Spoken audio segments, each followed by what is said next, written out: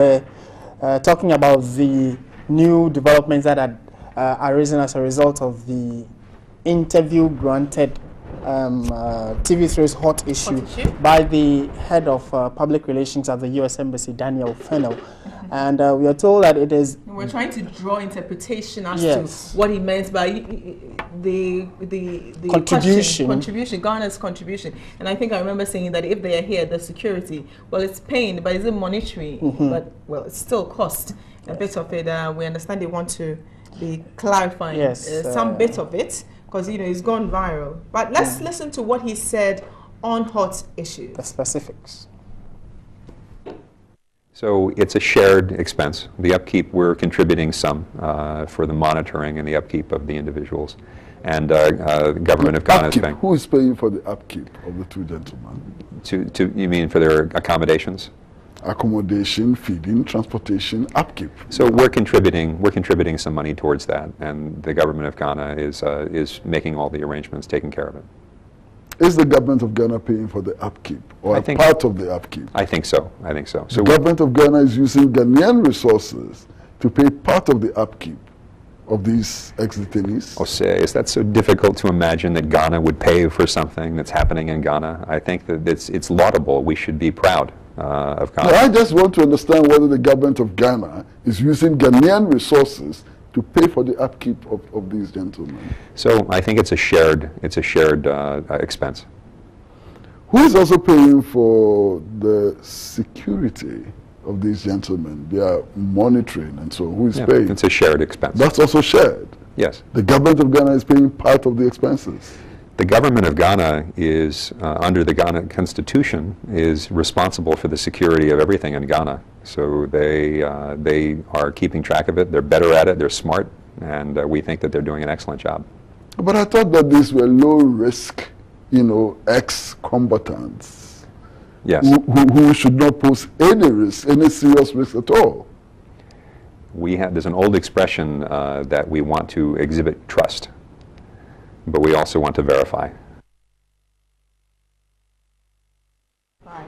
So you heard Daniel Fennell, and I believe we have him on the line, to clarify a bit of it. Good morning to you, sir. Thank you very much for joining us. Good morning. Good morning. All right.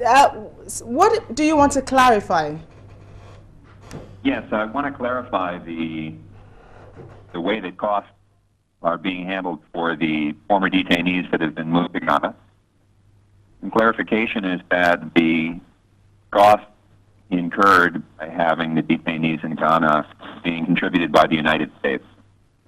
Okay, the government of Ghana is in charge of infrastructure and is command of the physical operation, and the United States government is contributing the money and the costs to maintain them and for their housing. Okay, so Ghana is not paying money for their maintenance. That's what you mean. We're just providing infrastructure. That's right. Ghana is in command, and the United States is supporting for the costs necessary. Okay. And at the time you granted the interview, you didn't have this information? I may have misspoke. I apologize if I caused any confusion. But the United States and the government of Ghana, particularly the Deputy Minister of Communication, is absolutely correct that the costs incurred are being contributed by the United States. Okay. Were these agreements part of the initial meetings that the government of the United States and the government of Ghana held? So the agreement to bear costs has always been the intention. And in fact, the similar model seen around the world. Remember that this is not the first time that detainees have been transferred from Guantanamo. There's been 188 individuals. Ghana is the 55th country. There's now 56 countries total around the world that are participating. So this is a strong model. It's worked very well with a lot of success. Okay. But thank you very much for allowing me to clarify. I apologize if I caused any confusion.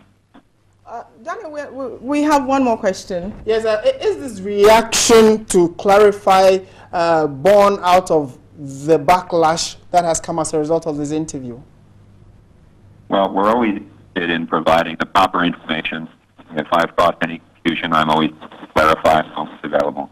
Okay, this interview will air on Saturday. Yeah, the full interview will be aired on Saturday, and clearly people who would see it would also want. Would you then, be going around and apologizing? Well, I provide the proper information. I don't think the story here is whether I conduct an interview. The story is how we're making the world safer, how we can remove individuals that no longer pose a threat from a detention center after 14 years, and to support Barack Obama policy to diminish risks in the world.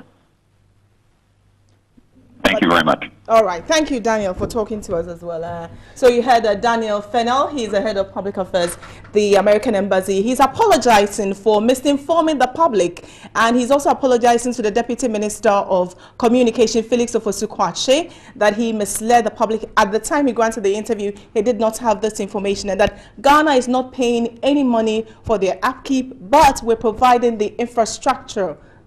So yes, I was right, right? He mentioned that Ghana is only providing infrastructure and physical help to these detainees. But then the question I asked was, is he coming out to clarify these because of the backlash that has arisen as a result of that? He said it in the first, when he said he apologizes to the Deputy Minister. So about, he didn't have this information when he granted the interview, but well, Felix Ofosu-Kwakye, I guess, has been, what's the word? Vindicated, sort of. Because a lot of people were insulting him on social media this morning with this interview. But this interview will air on Saturday at 12 noon. Join Hot Issues team between 12 and 1.